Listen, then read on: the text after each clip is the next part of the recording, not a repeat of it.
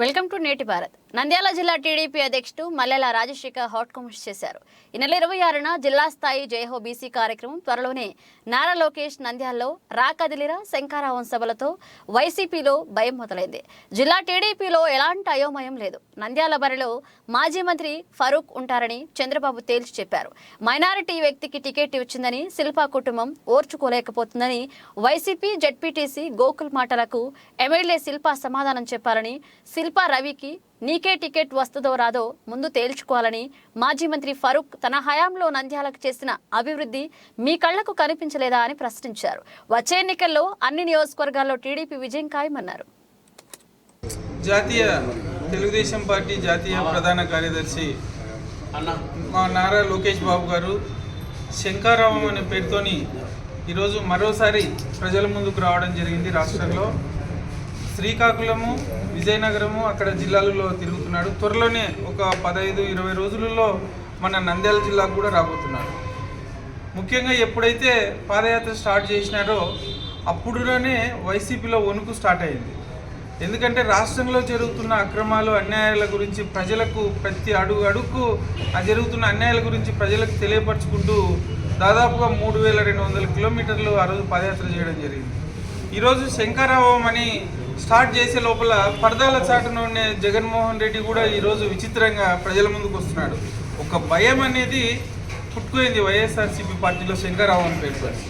ఈరోజు ఎన్నో సమస్యల్లో రాష్ట్రం ఉంటే ఆ సమస్యలన్నీ ప్రభుత్వం గాలికి వదిలేసి ఎంతసేపు ఉన్న తెలుగుదేశం ప్రభుత్వం మీద తెలుగుదేశం పార్టీలో ఉన్న లీడర్ల మీద కక్ష సాధింపు చర్యలు చేసుకుంటూ తప్పుడు కేసులు పెట్టుకుంటూ రాష్ట్రంలో ఉన్న వనరులను వాళ్ళ ఆదాయ వనరులుగా మార్చుకొని ముందుకు పోతున్నారు. ఇవన్నీ తెలియపరుస్తూ శంకారావంతో ఒక సైడు మన నారా లోకేష్ బాబు గారు అయితే, మరొక సైడు చంద్రబాబు నాయుడు గారు రా కదిలిరా అనే ప్రోగ్రాంతో సార్ ఒక సైడు వస్తూ ఉన్నాడు. ప్రజలు ఎక్కడ చూడు స్వచ్ఛందంగా రోడ్ల మీదకి వచ్చి పాల్గొనడం చాలా సంతోషం. ఎందుకంటే ప్రజలు మార్పు కోరుకుంటున్నారు.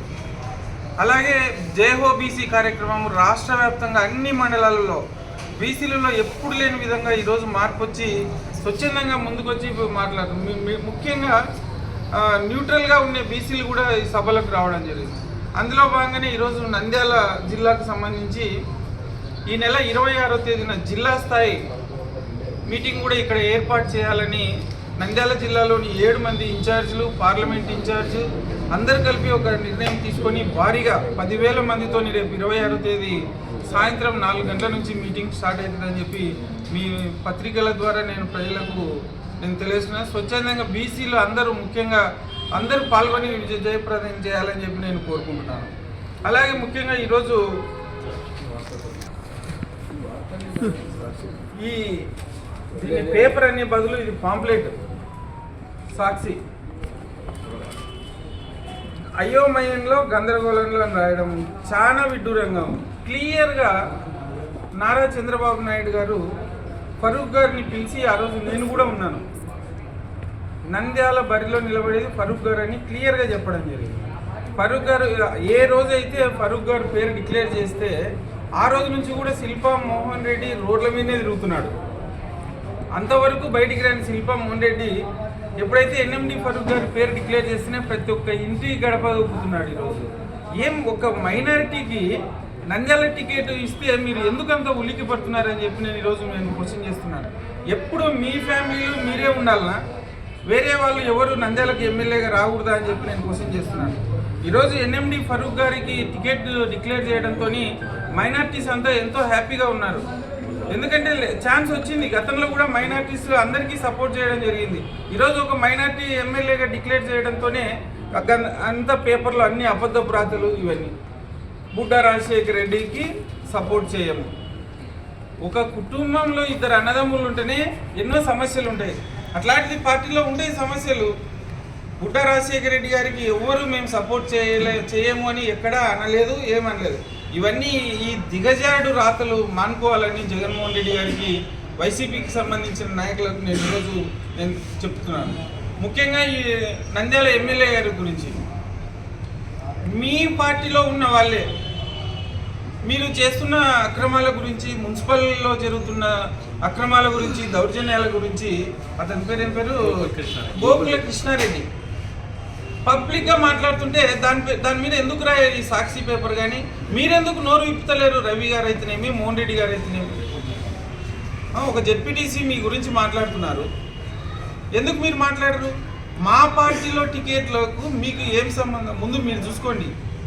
శిల్పా రవి గారు మీకు టికెట్ కన్ఫర్మ్ అయిందా? మేము చెప్తున్నాం ఈరోజు మీకు టికెట్ రాదని. మీకు కూడా టికెట్ రాదు, ఇక్కడున్న ఎమ్మెల్సీ గారికి టికెట్ ఇవ్వాలని అనుకుంటున్నారట. తర్వాత నవమాన్ గారి పేరు వస్తుంది. ఇవన్నీ మేము దిగజారుడు మాటలు. మా పార్టీ సిద్ధాంతం కాదు, ఒక క్రమశిక్షణ కలిగిన పార్టీ. ఎందుకంటే ఒకప్పుడు మీరు శిల్ప అంటే పేరు వచ్చినది మీకు తెలుగుదేశం పార్టీలో, మీరు మర్చిపోతున్నారేమో. ఎక్కడో మసీదులో పోయి పెయింట్లు వేసినంత మాత్రాన గతం ఎవరు మర్చిపోరు. గడిచిన 4.5 సంవత్సరంలో ఎమ్మెల్యే గారు అయితేనేమి, వైసీపీ ప్రభుత్వం అయితేనేమి, సీఎం గారు అయితేనేమి మైనార్టీస్కి ఏం చేసినారని చెప్పి గుండె మీద చేసుకొని మాట్లాడాలి. ఎక్కడే కానీ మన నంద్యాల జిల్లాలో ఎక్కడ ఎన్ని షాదీఖానాలు కట్టినారు, ఎన్ని మసీదులు రిపేర్ చేసినారు, దుల్హన్ పథకం నేను లక్షిస్తా అని చెప్పిన సైకో సీఎం ఈరోజు ఎంతమందికి ఇచ్చినారు? మైనార్టీస్కి ఎక్కలేని అన్యాయం చేసుకుంటా ఈరోజు మీరు ఒక మైనార్టీకి టికెట్ ఇస్తున్నారంటేనే మీరు ఉలికి పడుతున్నారు. ప్రజలు అందరూ మీరు చేసిన పనులన్నీ గుర్తుపెట్టుకున్నారు, మీరు చేసిన దౌర్జన్యాలు గుర్తుపెట్టుకున్నారు. రేపు జరగబోయే ఎలక్షన్లో ఖచ్చితంగా నంద్యాలలో తెలుగుదేశం జెండా ఎగురుతుంది. ఫరూక్ గారు ఖచ్చితంగా భారీ మేరతో గెలుస్తారని చెప్పి నేను తెలియజేస్తున్నాను. పైపెచ్చి ఇంకొకటి విషయం కూడా చెప్తున్నాను. నంద్యాల జిల్లాలో 7 కాన్స్టిట్యున్సీల్లో ఎక్కడ ఏ కన్ఫ్యూజన్ లేదు. అందరు ఇన్ఛార్జ్ క్లియర్గా ప్రజలలో ఉన్నారు. మీరు 7 నియోజకవర్గాల్లో ఏ ఇన్ఛార్జ్ ప్రజల మధ్య ఉన్నారు? మీరు ప్రజల్లోకి ఏ మొహం పెట్టుకొని పోతారు? ఎక్కడనే జిల్లాలో ఏ నియోజకవర్గంలో కూడా ఒక చిన్న డెవలప్మెంట్ చేయలేదు. అసలు మీకు సిగ్గుందా ప్రజల్లోకి పోవడానికి? మీకు ఎట్లా ఓటు అడుగుతారు? ఈరోజు ఓటు అడిగే హక్కు ఒక తెలుగుదేశం పార్టీకే ఉంది.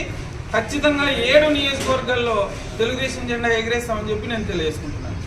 మీ అభిప్రాయాన్ని కామెంట్ రూపంలో తెలియజేయండి.